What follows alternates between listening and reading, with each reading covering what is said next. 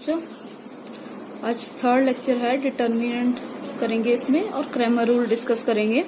तो पहले डिटर्मिनेंट क्या है। डिटर्मिनेंट को हम मॉड से डिनोट करते हैं और ये हमेशा स्क्वायर शेप में होती है। स्क्वायर शेप में मीन्स इसमें 2 रोज हैं तो 2 कॉलम्स होंगे, 3 रोज हैं तो 3 कॉलम्स होंगे। ठीक है, तो डिटर्मिनेंट कैसे फाइंड करते हैं।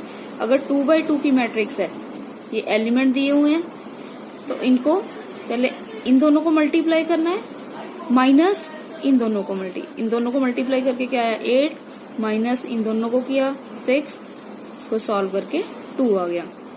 ऐसे ही 3 बाई 3 की मैट्रिक्स है।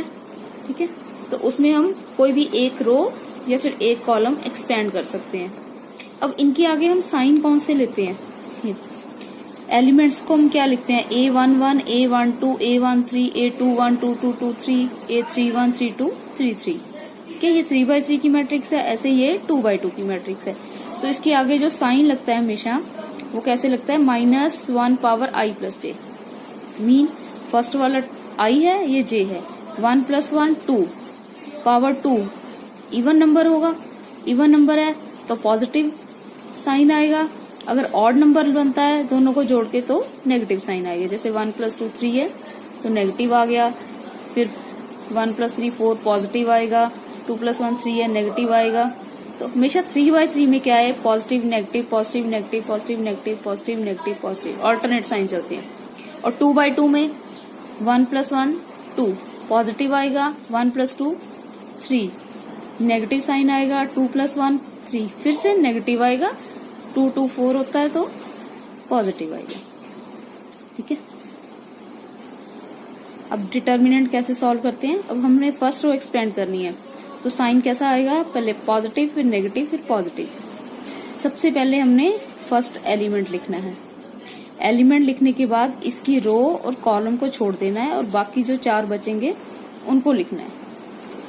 कैसे, पहले 4 लिख लिया और जो 4 एलिमेंट बचे रो और कॉलम को छोड़ के वो लिख लिए। उसके बाद पहले पॉजिटिव साइन आया फिर नेगेटिव। अगला एलिमेंट कौन सा है,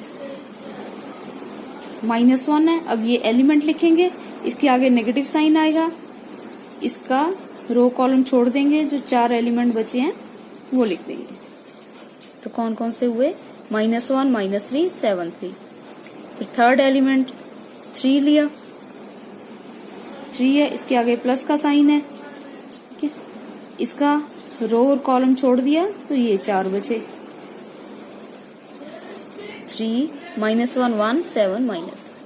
अब इसको सॉल्व कर देना है। 4 एज इट इज आ गया। 2 बाई 2 की जैसे मैट्रिक्स सॉल्व करी थी, इन दोनों को मल्टीप्लाई कर दिया माइनस इन दोनों को, फिर आगे माइनस माइनस प्लस एलिमेंट साथ में आ गया, इन दोनों को मल्टीप्लाई कर दिया, माइनस इन दोनों को किया, एक नेगेटिव यहां से आ गया तो ये प्लस बन गया, +3 इन दोनों को किया 1 -7। उसके बाद सॉल्व करके डिटर्मिनेंट 0 आ गया। नेक्स्ट है क्रैमर रूल कैसे सॉल्व करते हैं। भाई क्रैमर रूल में क्या है, डिटर्मिनेंट यूज होता है। आपको इक्वेशंस दे रखी हैं। ठीक है, यहाँ से हमने x y z फाइंड करना है। सबसे पहले डेल्टा फाइंड करेंगे। डेल्टा में क्या है, आपने x y z के कोफिशिएंट्स लेने हैं। x का कोफिशिएंट 1, y का 1, z का -1। ऐसे सेकंड थर्ड के ले लिए। सेम वैसे ही फर्स्ट रो एक्सपेंड कर दी। फर्स्ट रो मीन्स पहला एलिमेंट लिखिया, इसका रो और कॉलम छोड़ दिया, चारों एलिमेंट लिख लिए। पहला पॉजिटिव फिर नेगेटिव फिर पॉजिटिव, -1 इसका रो कॉलम छोड़ दिया फिर चारों लिख लिए, पॉजिटिव इसका रो और कॉलम छोड़ दिया फिर चारों लिख लिए। अब इनको सॉल्व कर दिया, -2 माइनस एक माइनस यहां से आ गया +1। ऐसे 2 × 2 4 हो गया, माइनस और माइनस प्लस बन जाएगा 4, -1 2 +4। उसको सॉल्व करके -15 आ गया। उसके बाद डेल्टा 1 फाइंड करना है। डेल्टा 1 में क्या करना है, हमने जो फर्स्ट वाला कॉलम है वो चेंज करना है। फर्स्ट वाला कॉलम कौन सा लेंगे, जो कांस्टेंट दिए हुए हैं इक्वेशंस में, -2 -7 4। ठीक है, और सेकंड थर्ड y और z के कोफिशिएंट। जो फर्स्ट डेल्टा फाइंड किया था मींस इसकी फर्स्ट कॉलम रिप्लेस हो जाएगा, सेकंड और थर्ड जो है वो सेम आएंगे।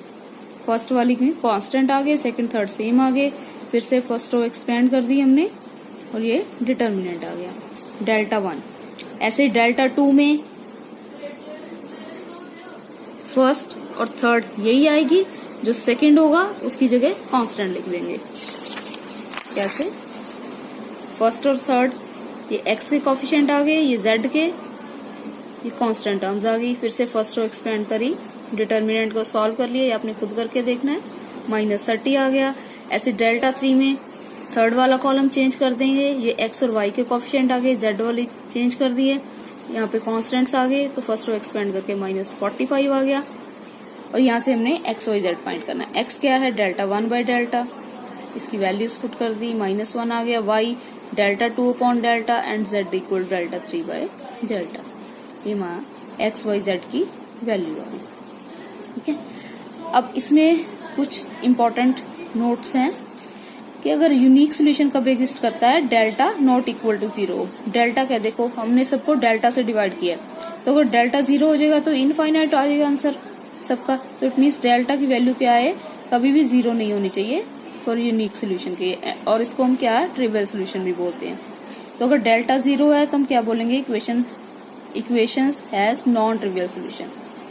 और necessary and sufficient condition for a given solution of homogeneous equation to be consistent या फिर compatible is delta 0 where delta is determinant formed by coefficients of X Y Z. ऐसे ही इफ डेल्टा 0 है but none of delta 1, delta 2, 3 is 0, then system of equations does not possess a solution and is therefore inconsistent.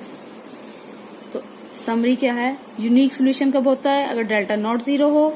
Infinite number of solution कब बोलेंगे, जब सारे 0 हो। और no solution कब बोलेंगे, अगर डेल्टा 0 है और डेल्टा 1, डेल्टा 2, डेल्टा 3 इन तीनों में से कोई एक नॉन 0 है। ठीक है, ये ऑब्जेक्टिव में पूछ लेते हैं।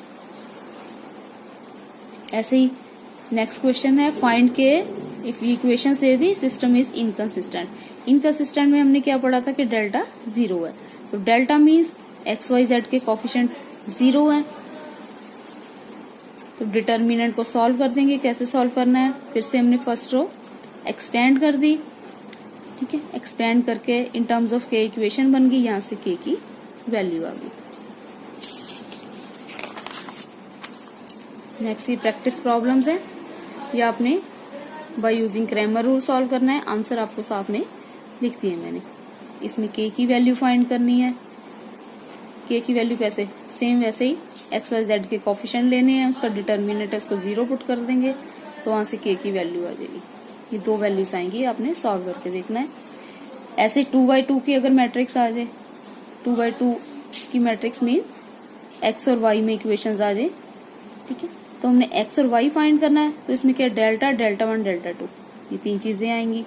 डेल्टा में एक्स और वाई के कोफिशिएंट आ गए। डेल्टा 1 में फर्स्ट जो कॉलम है वो कांस्टेंट आ गया, सेकंड वाई वाला। सॉल्व कैसे करना है, इन दोनों को मल्टीप्लाई करना है, माइनस इन दोनों को, इन दोनों को मल्टीप्लाई करना है, माइनस इन दोनों को। डेल्टा 2 में सेकंड वाला कॉलम है जो वो कांस्टेंट का आ जाएगा, फर्स्ट सेम रहेगा। फिर इन दोनों को मल्टीप्लाई किया, माइनस ये दोनों। ठीक है, एक्स और वाई की वैल्यू फाइंड कर ली। एक्स क्या होता है, delta 1 by delta, y delta 2 by delta. Thank you बच्चों। और लेक्चर 4 में हम मैट्रिक्स मेथड करेंगे और उससे रिलेटेड टर्म्स कुछ करेंगे। तो अगर आपको वीडियो अच्छा लगा तो शेयर करें, लाइक करें और सब्सक्राइब करें। Thank you.